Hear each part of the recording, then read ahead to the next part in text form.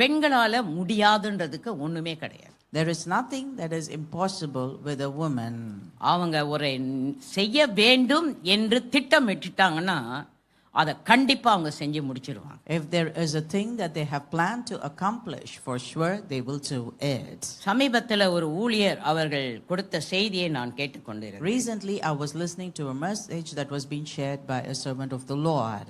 பெண்கள் தாய்மார்கள் மிகவும் உயர்ந்த தரமுடையவர்கள். Mothers are highly respectable ones.